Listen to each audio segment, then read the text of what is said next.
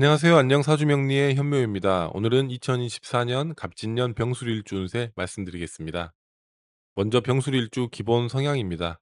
단정한 외모의 병술일주는 병화답게 예의를 중시하면서 또한 화려함을 추구하는 면모도 가지고 있지만 가족을 우선시하는 성향이 두드러집니다. 자기 주변 식솔들을 잘 챙기고 헌신하는 분들이 많습니다. 일지 식신으로 인해 재주가 많고 두뇌가 총명하며 학문에 능한 일주이기도 하죠. 또한 말을 하는 것과 글을 쓰는 데 있어서 최적의 능력을 가지고 있습니다. 그런데 병술일주는 이런 이상과 현실의 조화라는 숙제를 어떻게 극복하느냐가 인생의 향방을 좌우합니다. 병술일주는 일지의 식신을 갖고 있지만 비겁의 성질 또한 잘 드러납니다. 그만큼 자기 확신이 굉장히 강하고 조직 생활과 부당함에 항거하는 기본 자세를 갖추고 있어요. 또한 병술일주를 결정지을 수 있는 것은 바로 내면의 불안감입니다. 일지의 지장간 안에 겁재와 정제를 두고 있기에 경쟁자에 대한 불안감이 늘 도사리고 있습니다.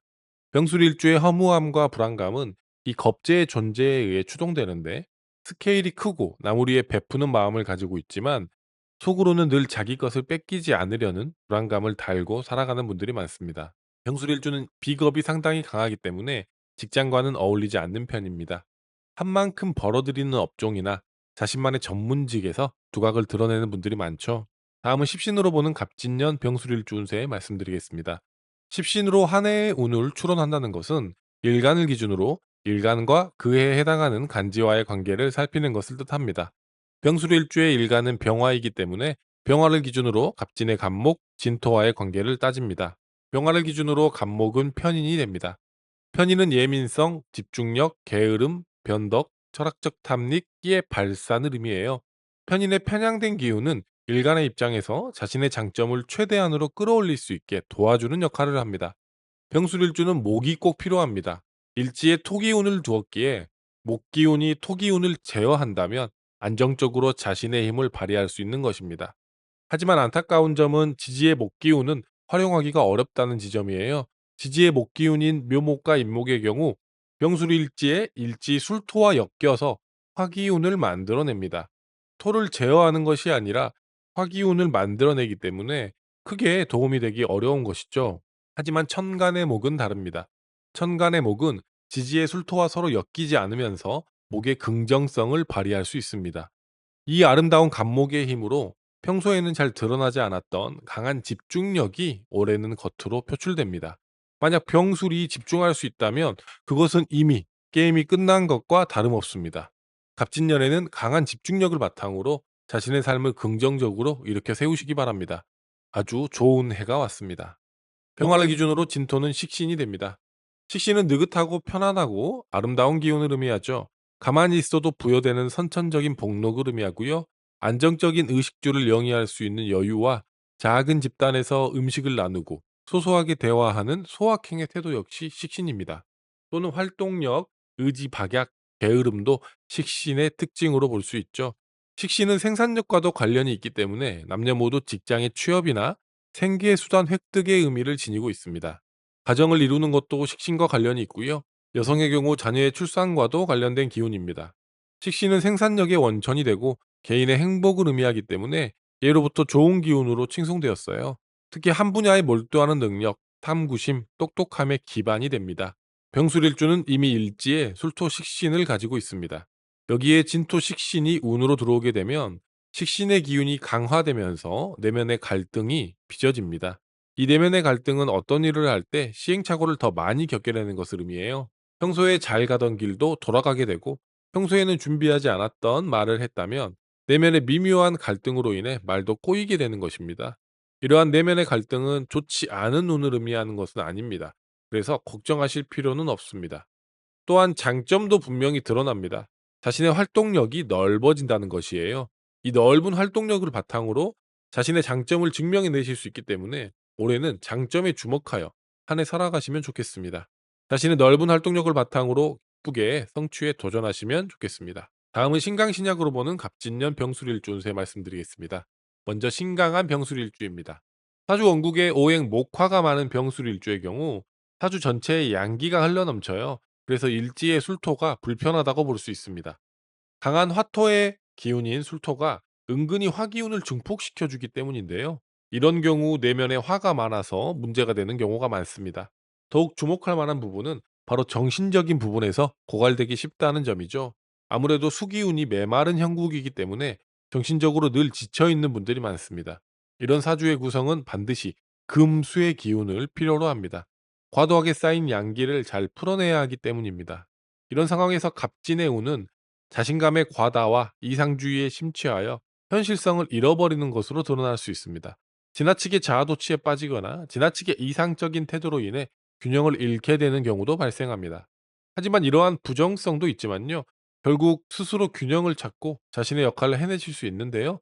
이는 갑진년의 진토의 긍정적인 힘 때문입니다. 또한 진토는 활동력을 확장해서 강한 화기운의 부정성을 줄여주는 역할을 해요. 초반에 열띤 흥분이 가라앉는다면 그 흥분의 근거와 결과를 복기해 보시기 바랍니다. 그 과정에서 교훈을 발견해낸다면 갑진년은 많은 의미로 남을 것입니다. 또한 올해 개운법으로요. 헬스를 추천드립니다. 헬스를 통해서 금기운을 충족하실 수 있습니다.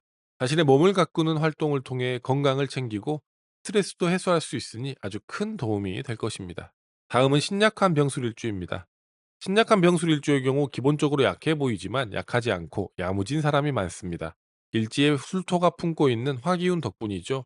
이 경우 일지의 술토가 용신의 역할을 한다고도 볼 수 있는데 겉으로는 오행토의 모습을 하고 있기 때문에 도움이 되지 않는 것처럼 보이지만 오히려 토기운이 용신에 해당하는 정화를 안고 보호하고 있기 때문에 더욱 안정적으로 용신의 힘을 쓸 수 있는 사주로도 볼 수 있습니다.